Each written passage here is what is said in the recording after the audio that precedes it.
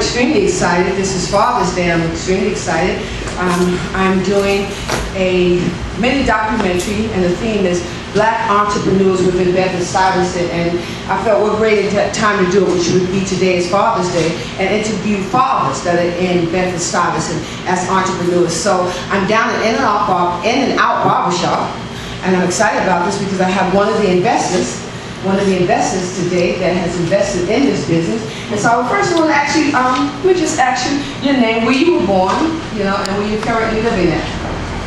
My name is Kushin. I was born in Bedford-Stuyvesant. I currently live in Bedford-Stuyvesant. Wow, so you see, guess what I'm excited about today, because not only was he born in Bedford-Stuyvesant, but he chose to stay in Bedford-Stuyvesant and not just take the funds out of Bedford-Stuyvesant, but as a black young man to bring funds into Bedford-Stuyvesant. And so today on Father's Day, I, Apostle Harriet Nance, Apostle of the Welcome Church of Jesus Christ, located 1981 Fulton Street, our camerawoman is Prophet Shana McBrown. We take pleasure in honoring this man on Father's Day and interviewing him. So now that you let me know, I want to know, what made you, tell me a little bit first, just to tell me a little bit about yourself, a little bit about your background.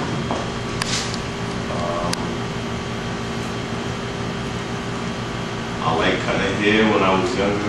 I used to like to draw a lot, so I guess it's kind of the same thing with designs and all that. Just take a lot of practice and focus. So, have you ever gone to school? Is this just something that, it's just your God-given talent? This is something that you do, or anything. Tell me about your background coming up as a kid. Anything about your background exciting? Well, I did go to school for this, but I pretty much learned most of the trade by myself and others trusting in my talent. And that's about how I came to it. Okay. So your vision was to be a barber. This is what your vision was? Well, when I was younger, I had brothers, but as far as my older brother, we never really got along, so I would play by myself. I used to line up a bunch of teddy bears and use the TV remote and take the tissue from the bathroom, put it around stuffed animals' neck, and use the remote and act like I was cutting hair. Then my mother would come in and I'd get a beating for wasting all the toilet paper. Okay, all right, so we find that this was something that you wanted to do. So let me ask you, as having a vision, when you started cutting hair, you want to, in there that you want to have your own business, to be an entrepreneur, which means to have a vision for something and then to go in as your own boss. Yeah, everybody walk into a small dream with bigger dreams. So yeah, I eventually wanted to have my own business, but it takes like real precise skill. Like you have to be really good at this trade and really on point enough to be able to open your own business, because your salary relies on other people. And people are one way today and not the same tomorrow. So you never know how consistent your clientele is gonna remain.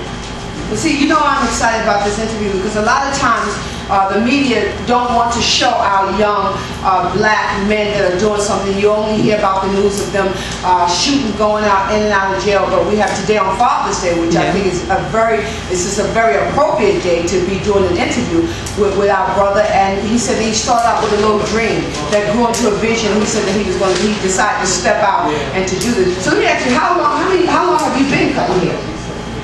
I've been cutting hair since I was about 16. I'm turning 22 this summer. Wow, so you've been doing this a long time at 16, so to let young men know that, guess what, it's not just always about being a rapper, but there's even greater things to being an entrepreneur, which is starting out with a little dream and then expanding that dream, that vision, into now investing. He's an investor. He has invested in In-N-Out Barbershop. Matter of fact, right after his interview, we'll be actually doing an interview on the owner himself of In-N-Out Barbershop that I have had the pleasure to watch them, to have them start, but one of the partners in In-N-Out Barbershop, and so I've had the opportunity to watch them start off and watch them invest, and so we'll be into him a little later. But by this being Father's Day, I wanted to ask you was your father in your life growing up? No, my father wasn't around. Do you think it made a difference in him not being in your life? Would maybe things have been better or added to your life with him being in your life, or just how was it not having a father? So many times we just see the effects of young men, and young women. But many times it's sometimes maybe someone or something lacking in their life. So by him, and I'm excited because by him not having a father in his life, he still chose to not just keep blaming. If my father. He says, no, I can take this further than what I had. So actually, do you think having a father in your life would have made a difference? I don't think having a father in my life, personally, I don't think it would have made a difference having a father in my life, because I was blessed with a mother that was strong enough to be able to balance it out. A lot of moms aren't strong enough to be able to balance it out, and it puts that child himself or herself under more pressure to be able to deal with the real world. Let me ask you, do you think it would have been nice to have a father in your life to look at you and call you son, to speak positive things into your life, to say I'm proud of you, to say I want you to treat another woman the way I treat your mother? Do you think just that male image, do you think in children's lives male images makes a difference in their life? And I want you to think about it for the aspect of even if you are a father. Because I'm going to ask you that question. Do you think you being in your child's life makes a difference, would add? You know, it's like you have a cake already, but you can add frosting to it. To just give it's still a cake, but if you add a little frosting to it, it just adds a little diversity and a little extra flavor to it. So do you think just maybe that father could have just added just maybe a little edge on maybe schooling you some things from a male position, a male perspective from the streets, a male perspective on how to treat a woman? Do you think it would have just given you a little edge on a male's perspective? The advice from a male is always a good tool when you're a son. But a son is just a title to me. A father is just a title to me.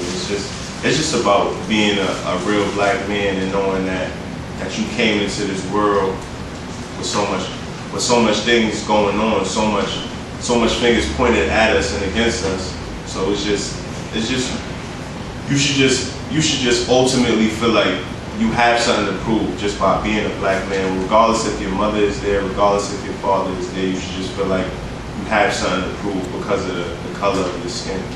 And a lot of times we don't get the full potential of our rights because of our color. People might not believe that racism is still around. Some people might believe in it, but at the end of the day, you just gotta do what's right for your family and keep it going.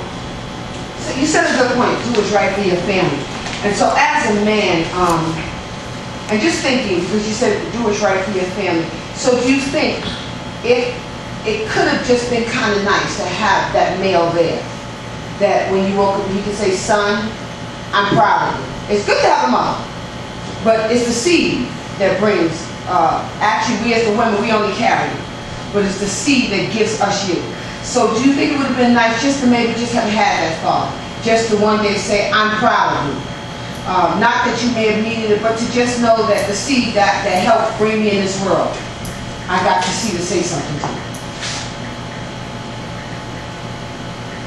I personally don't think it would have made a difference. Just by how I raised myself and disciplined myself by growing up with my mom, it's always natural for a male to show his inner feelings to a female, but to a guy, I never had that relationship, and I just kind of feel, regardless if I would have had it or not, I would have still been the same person that I am today, regardless. Let me ask you something. So, if you have a child, it wouldn't make a difference if you're in their life. They could do without you. Or, because I want you to look at the perspective. Let me ask you, are you a father? No, I am not a father. Okay. But if you had a little girl, and the mother wanted to keep you out of the life of your little daughter, would you think it was fair, or would you think you would have something to offer her as a male? I believe I would have something to offer her. I mean, whether it's fair or not, I don't think that's left up to me. If she decides to keep my daughter away from me, I mean, I would just have to fight against her for the love of my daughter. Oh, so it means that, so you're saying that you as a father would have something to be able to add to, even though the mother's there, but you as a male, as a father, do you think that you would be able to have regardless or not, if I do have something to offer, I still have the right. Yes. I have the right to be around. And tell me why do you have that right? Because it was help from me as to why that seed was produced. Wow. So if you had a little girl, you had a little son, and just imagine, because you started with a dream. Well, do you ever want children? Yeah, I would like some. Oh, okay, so that means that there's a dream there. And so as it started with you saying you had a dream and would look at wanted to do here, and then eventually that dream became a greater vision and it became reality to now that I'm extremely proud of this Father's Day. So as a father having that dream and you had a little girl or a little, let's say a little girl, what would you as a father, the heart of a father, want to say to a little girl? He gave you this beautiful bouncy little girl with pigtails and ponytails in her hair and she's looking at you, her eyes are glittering. What would you as a father would want to say? Because when you do have a child, she'll be able to go back to YouTube and look at this. So what would you want to say to a little girl? And then we'll move on to a son. I would say the most important lesson about life is to feel loved and not valued. Wow. And you have a son, and he's looking at you like, did you ever know that you were my hero? He was looking at you, and you could see in his eyes, he was singing that song to you. What would you say as a male? Because he carries your name. He carries your name. He carries you even when you're not here. What would you say to a son? I would tell him, self-made equals self-paid. And what does that mean? Just, you're born by yourself, you're going to die by yourself. And so, but a self-made and with anything else you would tell your son that's looking at you? There's no I in team, but just be a man of your word. Wow. You know, you remind me of Solomon. Solomon said, a good name is better than riches. And how does a good name come? Is by a man keeping his word. So I am so excited. So maybe if you want to give your information when you're here, and no, please. I work Tuesdays through Saturdays. I'm here from 10 to 8. On Fridays and Saturdays, 10 to 9. I'll be more than happy to give you a shape-up, a mohawk, a Caesar, a fade, whatever's your forte. Wow, so guess what it means? There's such creativity. Now we're going to, and I'm so, and I'd like to say thank you so much.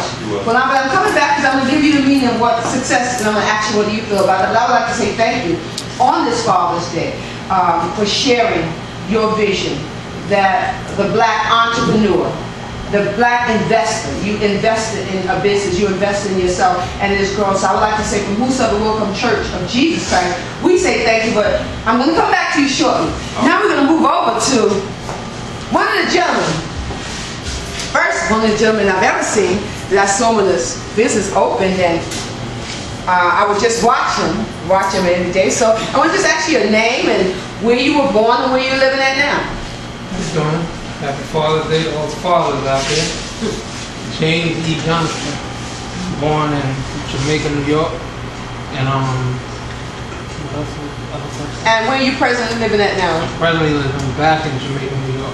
Wow. Well, I'm excited about this interview with them because I was able to watch them on day one when they walked in here to start their business. So, give me the name of the barbershop and when you had a dream to want to do something like this, to be a partner in doing this. And when were your grand opening? It was back in 2009 on a Friday when I was on the 1st. And 5 years later, we're still here in business. Wow, do you hear that? 5 years later and we're still here in the business. And I've seen not only are they still here, but I've seen them draw in others to invest in their business. And so, when did you first start with hair, or you had this desire to do this, and just tell me a little bit about yourself, your upbringing. All right. When I was as maybe about 17, 16, my grandfather, he's a master barber. Wow. So I actually took up the trade from him, and he worked across on Rikers Island in a couple of buildings on Rikers Island. So I used to watch what he do and, ask a lot of questions, and I became curious, but I became more focused on it because what he was doing, I started to really like it. So, I started asking him what guards do what, and, what the liners, and just asking different barber questions concerning what I seen that he was doing. And I seen him produce his money, and it was a fast type of, money deal. And it was a good thing, because barbering makes people look good. Everyone needs a barber. So, as 17, 16, I was playing around with it. I wasn't very serious with it. I used to just shake people up or do lineups, and I wasn't in a barbershop. I was like freelance, which is like I would go around to people's houses. They would call me and say, "Can you give me a lineup?" So that's how I actually started. And then I went into the family's barbershop, and that was like maybe a year later. And I started to ask questions and also take the trade more seriously. So it really grabbed onto me, and I love what I do to this day. Wow. So you said the family barbershop, is that saying that in your family? Yeah. So you come from a line that was business oriented and having their own business. Yes, for barbering. So that was and my father's father also had a barbershop. My grandfather used to have a barbershop here in Brooklyn way back. I don't know if it was like in the 40s or the 50s. He had a barbershop right here in Brooklyn on Fulton Street. I just don't remember the exact address, but yes, it came from inheritance from Wow. yes, from the past. Yes. Wow. So it seems that there was a legacy, and so I'm excited about my brother over here saying this. I'm gonna go get my family's legacy that we go down, and you said I came from a legacy. So everything is so connected. So I think this is so appropriate on Father's Day. So what made you decide to open up your own business, and where did the name come from? Give the name again, and what made you decide to open up your own shop, and how did the name come about? Okay, to answer that question, I can't give you a precise answer because the actual owner and his wife actually came up with that name. So I had no parts in the name of the barbershop. But as far as coming here, I came in with him on day one, and we opened up, and I've been by his side ever since.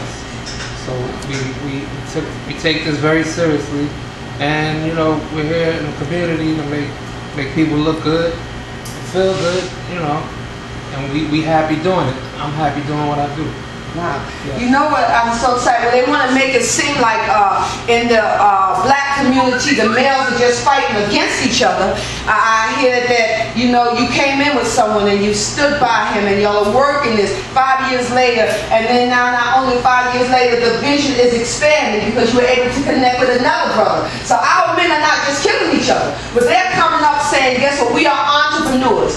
We are business investors. People want to look at a Donald Trump, but Donald Trump came because somebody had money, but you have some people that came in and started and built from ground up. And it took their vision, so I'm excited about this. And so I want to ask you, tell me about your upbringing. Was your dad in your life, since this is Father's Day, was your father in your life, and according to your answer, did it make a difference? Did it not make a difference? Yes, my father has been in my life all my life, and it does make a difference because he showed me the good from the bad, and how to live properly as a man, as a young gentleman, and to come up right, how to treat a woman, and things of that nature. So he played an important role in my life, and he still does. Even though he's not there, we're not like a family at this point no more from the past, but he's still in my life. He has a separate life that he's living, but we talk every day, and he checks in on me, see how I'm coming along, and I do the same for him. Yeah. Yes. So I want to just run over here and ask you a question. Did you have maybe a male that was in your life that would just be there and you could talk to when you were going through things, or shoot the breeze with someone, maybe an older gentleman that was in your life that you could sit back and think about? No. And you know why I want it? Because we have two gentlemen. One young man that had a father in his life and was able to make it. And so and we were able to encourage him and mentor him and teach him to write from home. But then we go, there's so many other young men that's represented by you also, that had no father, and yet the streets have pulled them. But you're letting them know that even with that father not being in your life, it seemed like you found some kind of way to not let the streets just kill you. Yeah. I believe it was more from staying academically busy. Like I had a few basketball coaches that was some pretty good mentors. Oh, That's great. Basketball. wow. So you hit that about the academic. I'll come back to you with that because we're gonna get you talking this academically about. See, I knew I had to keep talking because guess what? Basketball and your word is academically. You stay challenged. So, but I want to ask you: are you a father? Yes, I am. Wow, so this is something that will go down on YouTube. And tell me, sons or daughters? 3 daughters and 1 son. Wow, okay, so as a father, I want to start with your daughters, and she's looking at you, imagine her little pigtails, her little ponytails, and just, Daddy. What would you want to say to your princesses as a dad? What would you want to leave them as a spoken word of an inheritance? The spoken word of inheritance. To just, live your life to the best that you can and live positive and do positive. Always be positive. Don't never let anyone tell you you can't be or have anything in this world. And, strive hard for it. And anything could come possible. Anything is possible for them. And I wish them well. I want them to live a long life. And I love them. And what would you, as a male, speak to your son, as a male son that will carry your seed? Even when you're not here, he carries you. What would you say to your son? My son, he's 19. He's already brought me 2 grandchildren. He has 2 kids. But I would tell him to just stay positive as well. And, basically similar to the daughters, to live your life, live it positively, don't get caught up in the streets into any of the negativity and find yourself behind bars or, living a short life by doing the wrong things out there in the street. So that's basically how I would leave it with him. Wow. I got so excited about the interview, I didn't even ask you to please give us your name. You did. I did say it was a good one. James Eric Johnston. Okay, look, I was just so excited about you 2 men. And so we're so excited about both men, and I want to just run back over here to you academically. Just share with me a little bit about that, the background academically, the coaches. Just being younger, like when you don't have a father and you decide to put yourself in hobbies that you may like, or if your mother puts you on hobbies that you may like, regardless if it's basketball, football, lacrosse, it could be any type of sport or game that you might like to play. You might find a mentor there to help you get through things better, to help you take losing better, you know what I mean, to help you ease your temper, you know what I mean, just to challenge you in ways that you wouldn't really challenge yourself on a one-on-one. So I guess maybe if I would turn around, having that male mentor in your life, did it add something to you? All it really adds is a bit of hope that if there is ever something in this world that you felt like you didn't want to share or you didn't want to tell anybody, at least it's somebody that you know that you have, that you can tell, that won't judge you from that same stream perspective. Because that's like if you was raised by your mom, you could go to your mom about anything, but in the same sense, you will want somebody that's a male, just like you're a male, So you feel more of their point of view or how they looking at it. Wow. I think I'm honored to be just in the presence of two great men. Two great men that they left their children.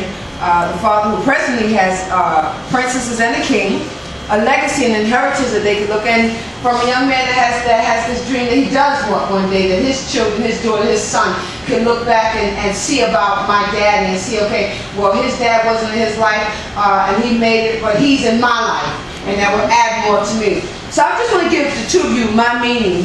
When I came here last time, you and I was talking, you asked me a question about what do I think success is. And from that moment, I went back home and God just started reeling in my head.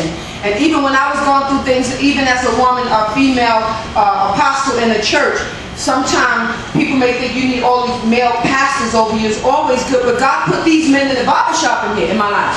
And I was going through something one day, and I ran down here to the two and said, I need to ask y'all a question, because I needed a male perspective. And so when I came in here and I asked them, and sometimes we may think, okay, well, they're not sitting in the church, they can't do anything to you. But God can put anyone in your life to help you when you're in need. And so I had some things going on in the church, and I came down and said, God, who could I ask? And God spoke to me and said, go down to the barber shop. Ask the men in here. And I went down and I asked them a question. They were able to give me an answer. And I was able to go back home, and God was able to build on that answer. So I want to say thank you for the two of you being males in my life. And so, because I began to read a book by Miles Monroe that began to tell me what a male is, the power and purpose of a man. And when I watched you, I watched you get off the bus sometime, coming to work. Speaking here, I sit and I watch you sometime, coming here, getting out here, coming to work. And these are men that in out in Bedford-Stuyvesant, they want to get up and go to work. They're not lazy men. They want to get in, and I had the opportunity when they didn't know I was watching them to just stand and watch. And so I went back home and I began to talk to the Father about, and Father's God, the Father of our Lord Jesus Christ, and success. And so success to me is when at the end of the day, an individual feels as though they have accomplished something they enjoy without harming another individual or illegally taken from society, and has also added to the well-being of another individual and society. So with that question, I started the interview with you, so I think I'll start this question. Do you feel that you are successful? Do you feel like a success?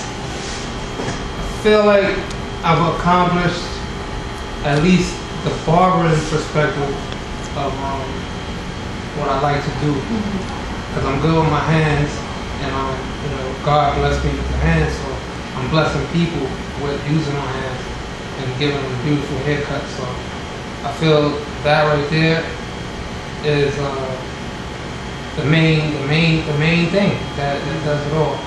And basically, yeah, that's it. Wow. Yes.